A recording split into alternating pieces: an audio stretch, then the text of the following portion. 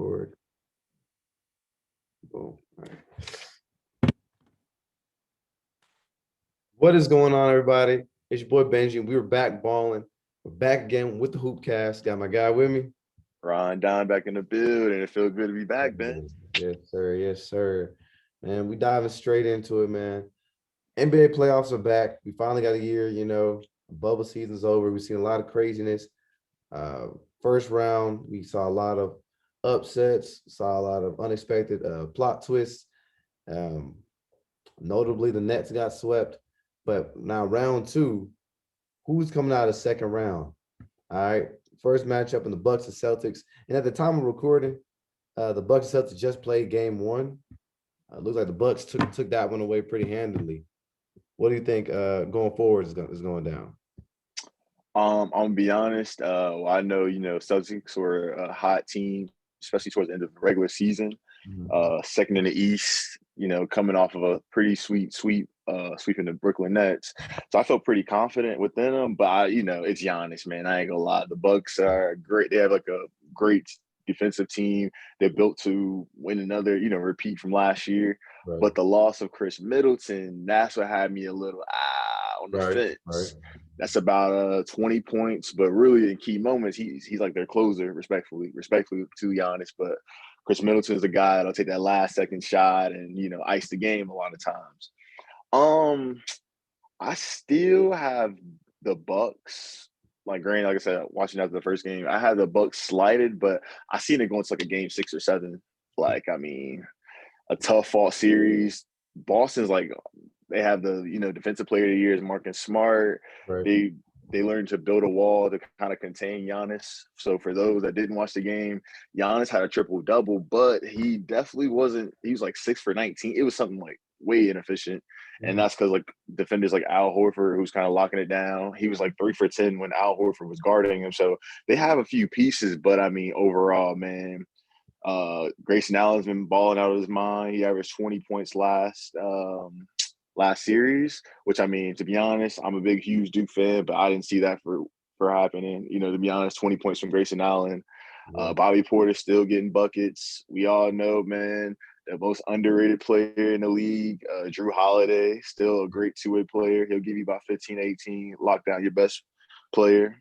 So I still have faith in him. Chris Middleton was a big chunk out of the team, but like I said, Giannis, he can give you about 35, 36, a double-double. So honestly, it's just kind of who's hot, to be real, man. Who has a hot hand. Jaylen Brown and Jayson Tatum didn't have the best game, to be honest, today. So I feel like if they kind of need to step it up or, get the engine running. Marcus Smart is cool on defense, but he's not, an offensive threat. So I knew that the Bucks ultimately had the firepower. And Celtics, I mean, they're hot, so we'll see what they can do. But they better do something because it's looking ugly based off the first game results, man. What you think about the series?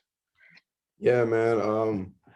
After watching the Nets and Celtics, I do say the Celtics have a really, really, really versatile lineup defensively, and the same can be said with the Bucks. But the Bucks, the biggest difference I think is they returned a majority of their team from last year that won the championship, so they already got that experience, and they really gel well as a team. Like you said, Giannis is a big driving force for them, and even though he didn't shoot the ball well today, he still put up a triple double. And then of course you got guys like I said that are just sleepers. They come in, they do their job, but like there's offense coming all over the court. And I think that's what when the last series I noticed the Nets lacked because it was really easy for them to key in on Irving and KD. The Bucks, man, they got offense that coming from everywhere. Like you said, Grayson Allen coming off the bench, he's over there getting buckets. You got Drew Holiday, you know, defense. There's a couple big steals he got, as well as he was able to put up 25 and 9. I mean, that's already tough enough to beat. Bobby Portis will always come in and, provide some energy. But I think that's a really rounded team. But I do think that the Celtics can make it tough on the Bucks simply because one, is Grayson Allen going to come in every night and do that? And then like I said, adversely, I think Brown had about 12 points. Jayson Tatum struggled till about the third, fourth quarter to finally get rolling. He barely broke 20. So I mean, when you got Tatum and Jaylen Brown both operating in a tandem, they're hard to stop, man. And like you said, they got a lot of versatile defense. So I think even with the Bucks playing as well as they did, I mean, they barely broke 100. The Celtics are a tough team to score on. They're physical, they're gritty. They just could have, I think, used a little bit more help. Marcus Smart, like you said, he's going to play defense. He can, make some offense happen. And so sometimes like looks like he's just going to have to step up this series. But I think it's going to be a good one. I think this can go easily 6 or 7 games. But I do want to give the edge to the Bucks simply because of their playoff potential. And the thing I like to say is, while yes, everyone overreacted last season. I mean, not last season, but last series when it came to KD. I think KD's game is just so different than Giannis. And I do want to say, even watching the game, just how Giannis is starting to develop a little bit more game, especially for the mid-range. The way Giannis plays is just like he refuses to go down without a fight. And that's one thing I do admire by Giannis' game is that he's always going to put 110% into the game. And he knows what his strengths are, and he'll keep attacking the cup, putting pressure on the defense. And so I just think while KD it was hard for him to find a rhythm, I just don't see Giannis for a series shooting 30%. So that's where it's gonna come. And Giannis does have the ability to beat you as an individual. He can, as you've seen, he dropped 40, no problem. So I mean, that's gonna be the biggest thing. Can the Celtics contain him? Keep him out of the paint. But I just want to give it to the Bucks simply because they have the edge.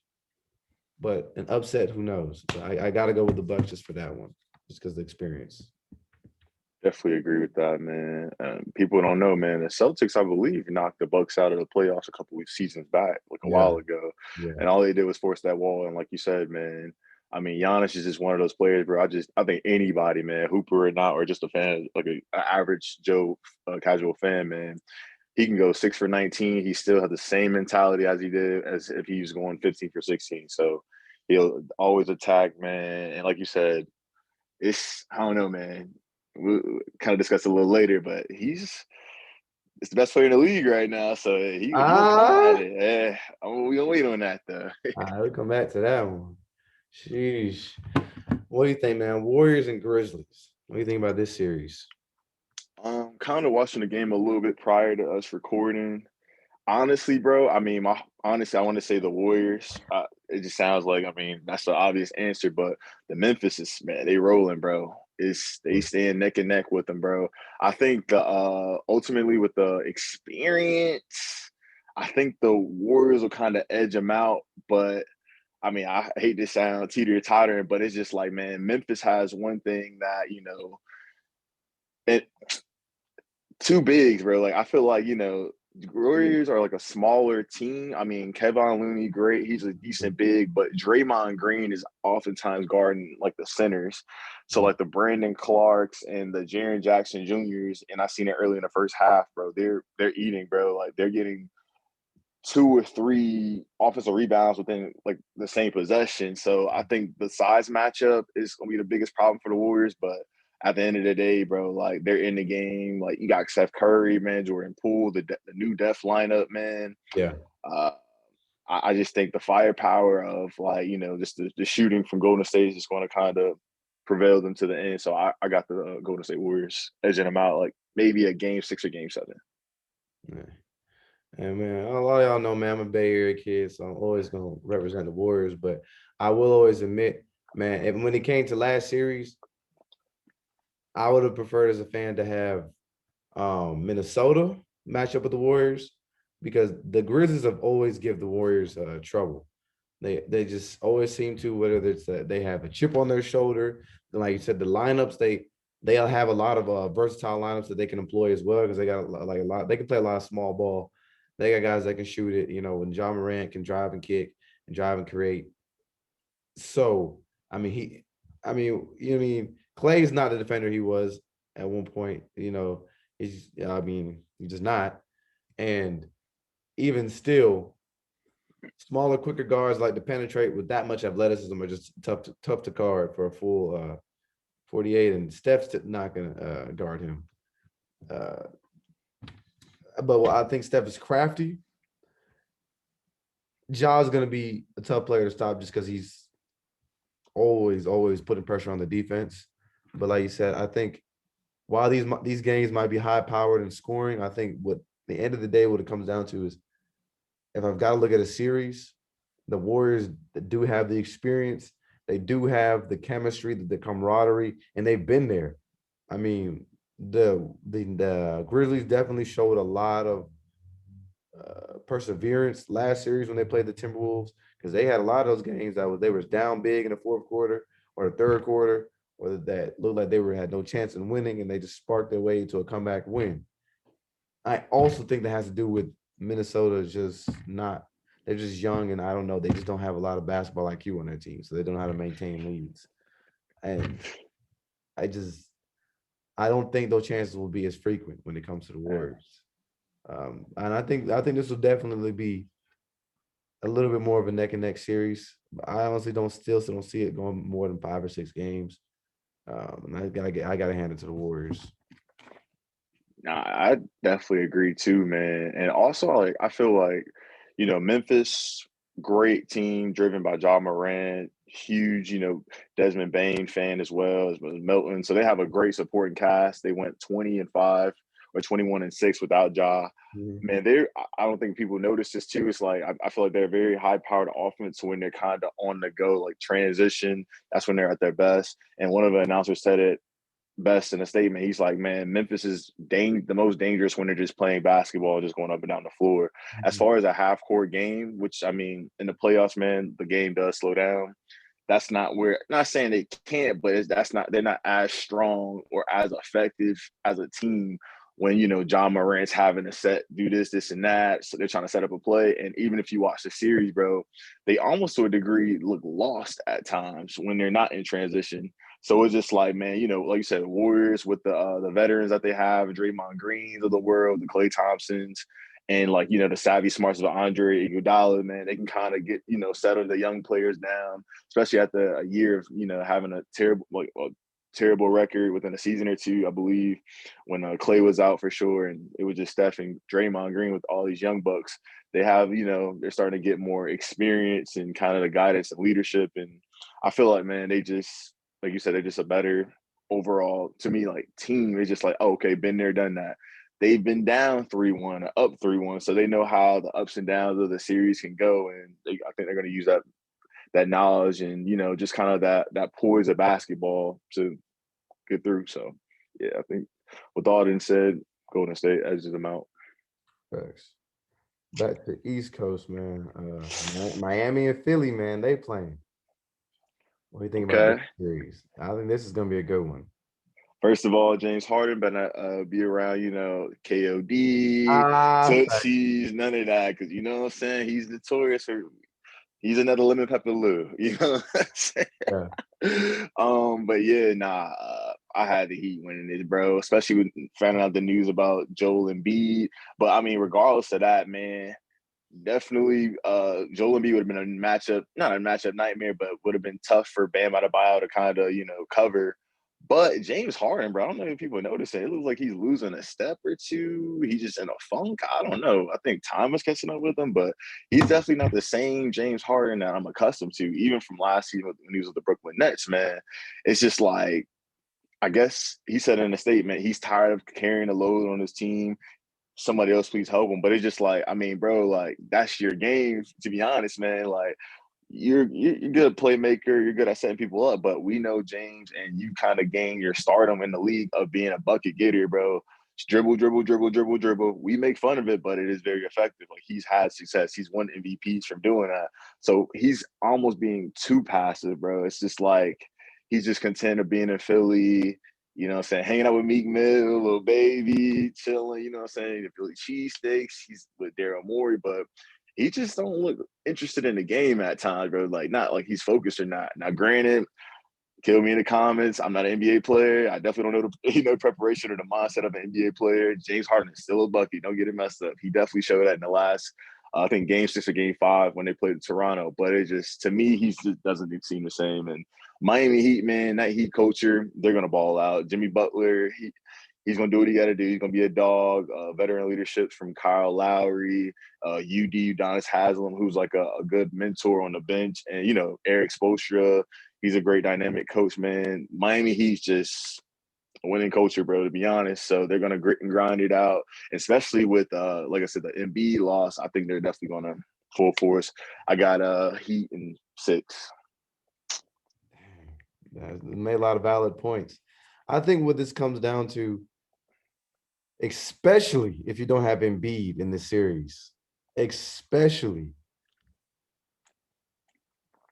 James Harden's world-renowned talent offensively, but where he's always flamed out has been the playoffs. Whether he was this league scorer, whether he was in contention for league MVP, he always had this weird funk, like you just put it, when it came to the playoffs. There was a game, we were closeout games. He was putting up 10 points, 7 points, bucket load of turnovers, just literally looking lost out there when it comes to the playoffs. Now, like you said, plenty of talent. I think it's a similar situation to what we saw with the Nets. Kyrie, KD, two of the best scorers, on one team that we've ever seen. But when it comes to team basketball and in the playoffs, when you're starting to scrutinize every little thing, and you get to play these people for 1, 2, 3, 4, 5, 6, 7 games, you pick up on a lot of tendencies, and you got to do your best to stop it. James Harden, dribble, dribble, dribble, dribble, shoot, dribble, dribble, dribble, dribble, pass.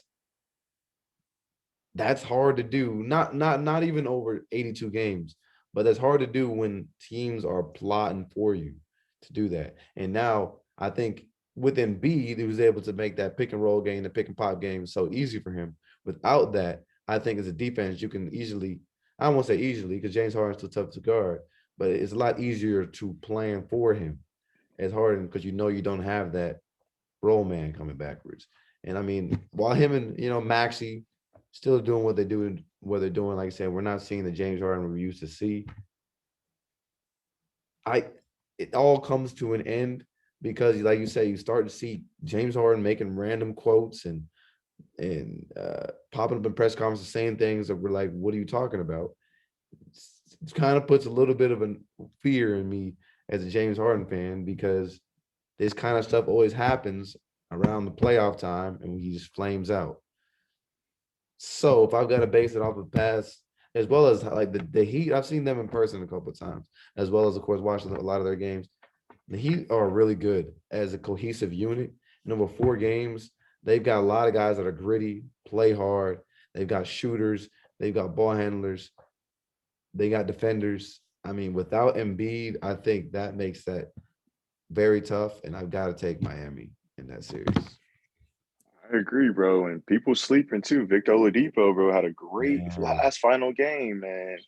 And he hooped, bro. And I think also too, people have to they should think about man, Trae Young, great talent, but I ain't gonna lie, they were shutting him down last series, man. He might have had a couple 20+ point games. I mean, that's just what he's gonna do. He's a volume shooter anyways. The ball is mostly in his hands, but they triple, double teamed, and that's what it might do that with Harden. I wouldn't be surprised if they triple and double team as well. Like you said, granted, the talent, man, of the Brooklyns or the Phillies of the league. I mean, it helps, but at the end of the day, man, it's just the talent is cool, but you got to work hard and you got to put all the effort, and it's the little things, man. He don't have, I guess, quote unquote, the sexiest players. I mean, besides a Jimmy Butler, man, or to a degree of Victor Oladipo, especially when he was in his prime, pre-injury, but they're just gonna grit and grind it out, man. They're not going anywhere, bro. They're coming at you. They're gonna play full court defense, and then you're gonna get beat by the Duncan Robinsons or the Struces of the world, who's gonna drop 15 or 20 on your head, and you're like, oh, okay, where's this guy coming from? But they just have a deep bench and a deep team, so hey, Philly better do something, man. We need that Harden for real, for sure. So it's gonna be interesting. And to double down on what you said, I think that's a great example. While Trae Young, at the end of the day, he's still a 5'11" point guard. He's about 5'11", 160, 170.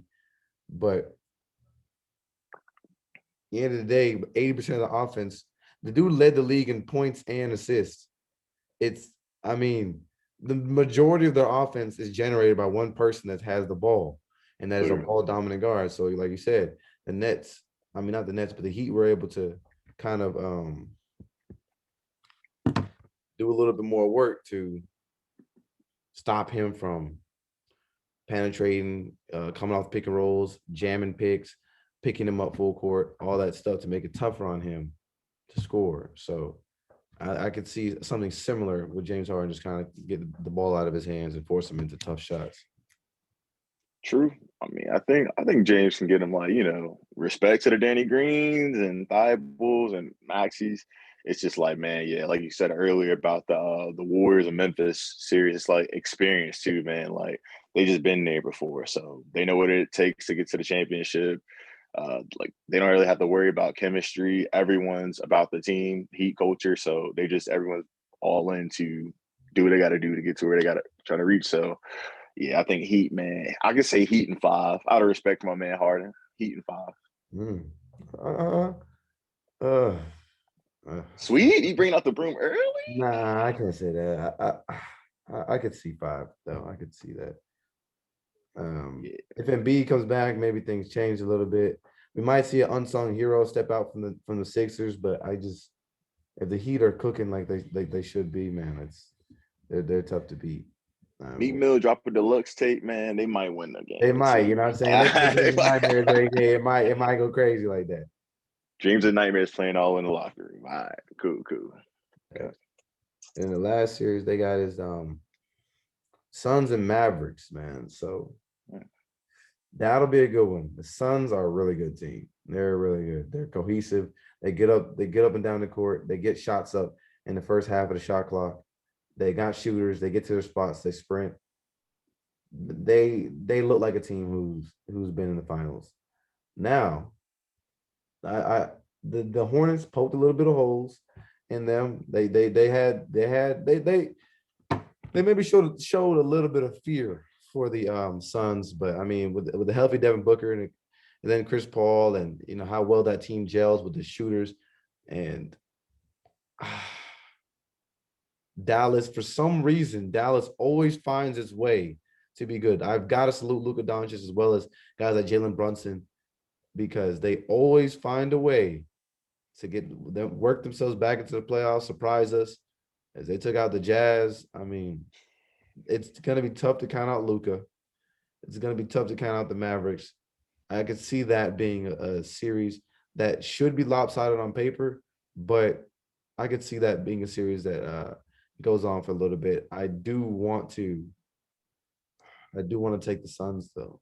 I do want to take the Suns. They're a more improved defensive team than they were. They got guys like Devin Booker taking pride in the defensive end of things. They've got shot blockers like McGee. They got athleticism. Jay Crowder, I know, is going to make it tough for Luka. Luka will find a way to get his buckets, but I still got to go with the Suns on that one. I agree, bro. I got the Suns, man. Well, for one, 14 for 14, my man, the point guard himself, CP3. We ain't even going to talk about that, man. Listen, besides the greatness we witnessed, but yeah, man, I just think overall, I think, the Suns' experience, man, their roster, bro, they're way deeper, respectfully, than that Dallas Maverick team who runs about a 5-man rotation, maybe Yeah. 6 with, Tim Hardaway coming off the bench or something like that. But yeah, man, like Luka, and put some respect on my man Jalen Brunson, who got 44 a couple times. He dropped 44 against the Jazz, man. He can get a game or two, maybe, possibly, but yeah, bro. CP3's on a mission this year, bro. Big for big, they definitely can't match him. Who's guarding DeAndre Ayton, JaVale McGee coming off the bench as well, and Biyombo. So definitely they're a deeper team. Yeah, bro. They took down a Utah Jazz team that most of us didn't have Mavericks winning because Luka wasn't playing. But I mean, that was a great Cinderella story. But now it's like, all right, like he playing the last year's Western Conference Finals, team to be. So yeah, I think The run's done after this one. I'll give it a game. I'll say maybe Mavs in 6, possibly. Depends. Mavs Mm. 6. It was not Mavs, excuse me. The Suns in Oh, 6. okay, I okay. apologize. Nah. Okay. Nah. My fault. Don't give me too bad on me on the comments, but yeah, nah. Suns in 6 though, man. 5 or 6, yeah. I don't Mm, know. Yeah, mm. that's tough. So I got a quick question for you, then. What's that? With that being said, bro, like the Jazz, man, are they gonna break up the team or what they gonna do, dude? Because like I ain't gonna lie, first round exit, Donovan, same roster for about what since Donovan Mitchell's been in the league, and I mean, Quinn Snyder's a great coach. Jazz, the organization's getting there. Shout out to my man D Wade, he's a part owner in that. But man, it ain't looking the best, man. Signing Rudy Gobert for that $100+ million contract, which he barely played the first series. And it's I don't know, bro. I think they got to do something, man. They got to be a roster change somewhere. What you think about it? Um, I'm just double checking his stat real quick. Us, yeah, because I don't know, man. I feel like we kind of I ain't gonna say wasting Donovan's prime years, but I mean, my man, literally like the Hawks, just with a little bit more help. Shout out my man Jordan Clarkson's and the Mike Conleys of the world, and the pieces that they have. It's just like Mhm. they got to do something, man. Because I seen a rumor too, man. Donovan's on the brink of potentially leaving. So So since Donovan's been in the league, it does not look like the Jazz made it to the conference finals. So they basically had not made it past the third round. Um, they got swept in 16-17, which I believe was Donovan's rookie year. Should have been Donovan's rookie year. mm-hmm. Um, they took 3 straight L's. They went 1-4 against the Rockets the year following that. They got knocked out in the first round, and then last year they took 4 straight L's after winning the first 2 games against the Clippers, and then they're back losing in the first round this year. Like you said, this is a team that consistently finds its way to win 50+ games a season, but those 50+ games a season, like I said, I don't know what it is. They just don't translate over to the playoffs. I remember there was a year where Donovan Mitchell was going at it, man, with Jamal Murray, but they just cannot find a way to get over the hump. I do think it is time, personally, to go ahead and start changing up ship. I mean, I saw a crazy stat that they were like Donovan Mitchell's only passes the ball to Gobert like 2 times a game or something crazy like that. So I mean, a lot of people speak about attention between the two, but even if there isn't attention, just respectfully speaking, Donovan Mitchell's a scoring guard. Rudy Gobert is a defensive player. Great shot blocker. He challenges shots at the rim. But when it comes down to the end, like I said, is a lot of these as talented a lot of these centers are becoming offensively. All you need is a center like Joel Embiid to drag him out of the paint. A center like Jokic. You got these guys that can stretch the floor, bring him out of the paint. You open up opportunities for guys like Luka Doncic, Jalen Brunson to get off. You got open opportunities for all your guards, forwards. The paint gets wide open. So I mean, only to an extent. I mean, Gobert has got to become a dominant force offensively, because I mean, even let me see. I would even check Gobert's offense, and I think honestly, Snyder's probably a good coach as well. But I know how the NBA likes to do, man. If they get kind of stuck in a rut, they start the coach is going to be the one first that's going to be scrutinized. It's Yeah, man. Nah, for sure, bro. Also seeing something, man.